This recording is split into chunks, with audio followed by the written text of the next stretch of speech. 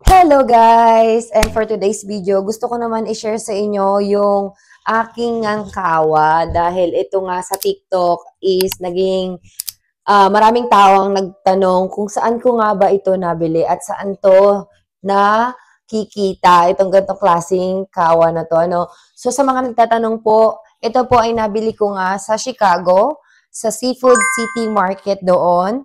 At ilalagay ko nga sa video na ito ang description kung saan yung exact lugar kung saan ko ito nabili. Ito nga po ay nagkakahalaga ng $25.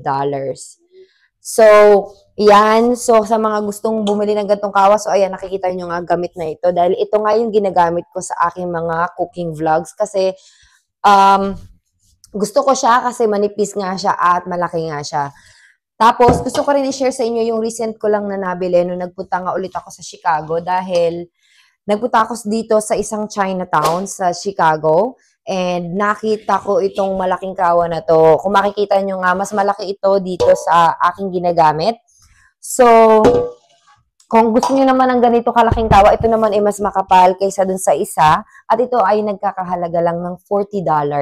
So, sobrang cheap na niya kung tutuusin kasi sa mga tindahan dito, hindi ka makakabili ng ganito kamura na mga kawa. So, ayun nga, pag bumabiyahe kami papuntang Chicago, dahil nga taga Kansas kami, nagdadrive kami all the way, doon kami bumibili ng mga kawa. So, ito dahil nga mahilig ako magluto, bumili tayo ng kawa.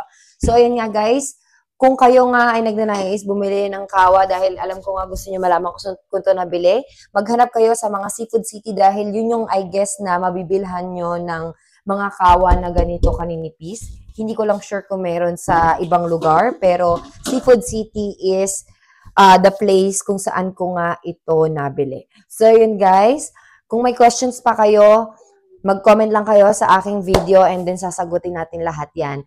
Thank you guys for watching. Please follow me on my TikTok, my Facebook, and also, meron din tayong YouTube channel. Doon din natin ina-upload yung iba nating videos. Kaya naman, thank you guys for watching. Bye!